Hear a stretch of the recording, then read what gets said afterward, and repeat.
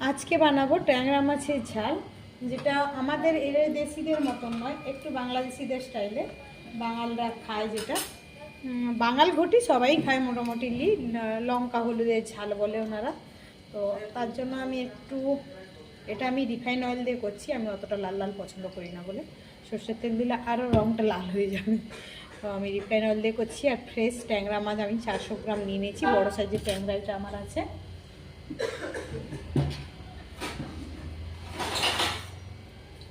দিয়ে তেলটা গরম করে নেব। নুন হলুদ মাখিয়ে রেখে দিয়েছিলাম, মাছটা ধুয়ে নিয়ে কাছ থেকে ফেরার সময় কিনে নিয়ে এসেছি। অ্যাকচুয়ালি ভালো পেয়ে গেছিলাম, এবার হালকা করে করবো, ভালো হবে খেতে।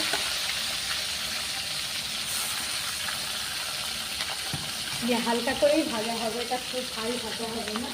আর এখানে আমি সিম দেবো, বড়ি দেবো আর আলু দেবো। সিমটাকে আমি জাস্ট গরম জলে 1 ফুট দিয়ে নামিয়ে নিই, যেটা সেইভাবে নামিয়ে নিয়েছি। এটি জাস্ট 1 ফুট দিয়ে নামিয়ে নিয়েছি। কালারটাও সুন্দর থাকে এতে, আর সিমের একটা গন্ধটাও থাকে না। তার কারণ যে মাছগুলোকে একটু ভেজে নেবো মিডিয়াম সাইজ। মাছগুলো একটু ঢাকা দিয়ে দিয়েছি। ট্যাংরা মাছ মানেই বোঝেন একটু থাকে ব্যাপারটা। এইভাবেই ভেজে তুলে নিচ্ছি। এর চেয়ে বেশি কড়া ভাজলে আর মাছ পুরো স্টিকি স্টিকি হয়ে যাবে, এর চেয়ে বেশি কড়া ভাজা যাবে না। আসলে আমি একেবারে কাঁচা খেতে পারি না, বুঝতে তো নর্মালি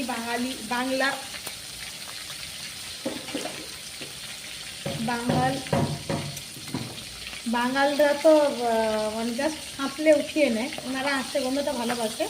তো বাংলার যারা খায়, আর আমি আস্তে গন্ধ একেবারে সহ্য করতে পারি না বলেই একটু ফ্রাই করে নিচ্ছি। আর এই সময় আমি আলুটা কেটে নেবো, একটা আলু দেবো। নতুন আলুই আমার বাড়িতে এন্ট্রি নিয়ে নিয়েছে, আর পুরোনো আলু আসছে না। মাছগুলো আমার ভাজা হয়ে গেছে, তুলে নিলাম। এখানে আমি ফোড়নে দেব কালো জিরে,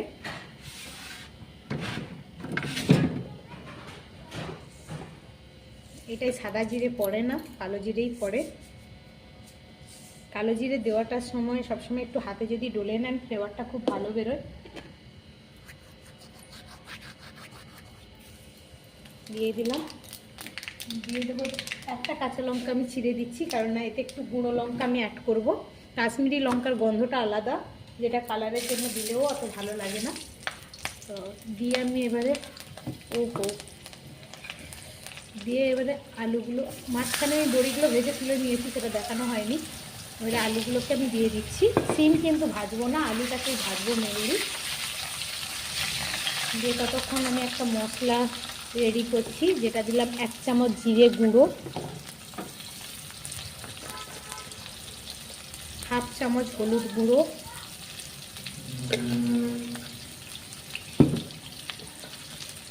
লঙ্কা গুঁড়ো 1/2 চামচ দিচ্ছি। দিয়ে এটাকে আমি জল দিয়ে ভালো করে গুলিয়ে নেব।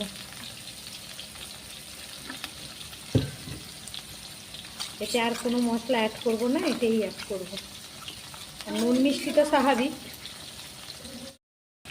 আলুটা একটু ভাজা ভাজা হয়ে গেছে, এবারে যে আমি মশলাটা করে রেখেছিলাম ওটা দিয়ে দেবো। এই সময় আমি সামান্য চিনি দেবো, চিনিটার জন্য কালারটা খুব সুন্দর মেনটেন করা, টেস্টটা তো অবশ্যই চিনি দিতেই হবে আমার।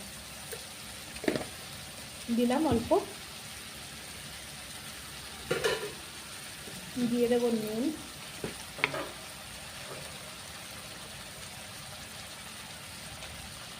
নিজের টেস্ট অনুযায়ী।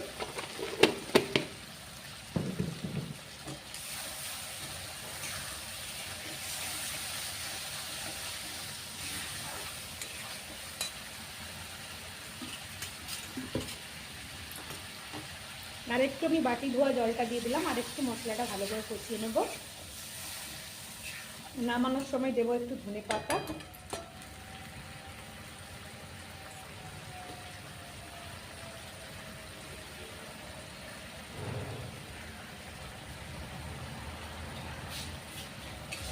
আমি সবসময় গরম জলটা ইউজ করি, কিন্তু গরম জলটা এতবেলা করা নেই, তাই ঠান্ডা জল দেবো। আর এমনিতে তো ঝোল ফুটবেই বেশ কিছুক্ষণ। এবারে শিমগুলোও দিয়ে দিলাম, দিয়ে মশলাটার সঙ্গে একটু ভালো করে কষিয়ে নেব। কষানো হয়ে গেছে, তেলও ছেড়ে দিয়েছে। এবারে আমি জল দিয়ে দিচ্ছি,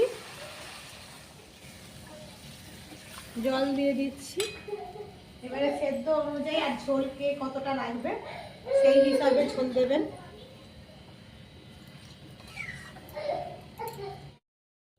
এবারে মাছের ঝোলের আলুটাও প্রায় 50% সেদ্ধ হয়ে গেছে। এবারে আমি মাছগুলো দিয়ে দেবো, সব মাছগুলো দিয়ে দিলাম।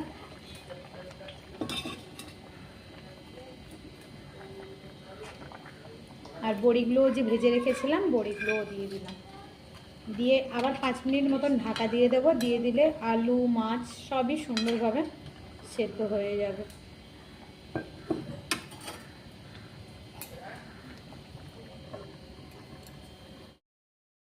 ঝোলটা আমার পুরো পারফেক্ট রেডি হয়ে গেছে। 5 মিনিট বাদে ঢাকা খুলেছেন, দেখতে পাচ্ছেন আমার এর চেয়ে বেশি ঝোল চাই না, আর এর চেয়েও ড্রাই চাই না, কারণ আমার বড় ছেলে ঝোল ছাড়া ভাত খেতে পারে না।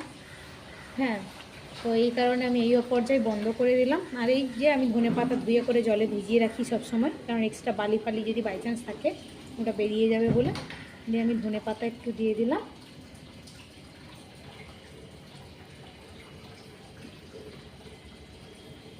দিয়ে এবারে গ্যাসটা বন্ধ করেই 2 মিনিট শুধু রেখে দিলেই হয়।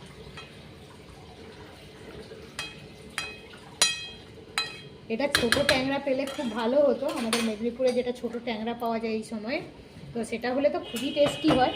এটা তো সেইটা নয়, একটু ফিশারির, তো তার জন্য আমি 2 মিনিটের জন্য ঢাকা দিয়ে দিয়েছিলাম। এবারে আমি বেড়ে নিচ্ছি।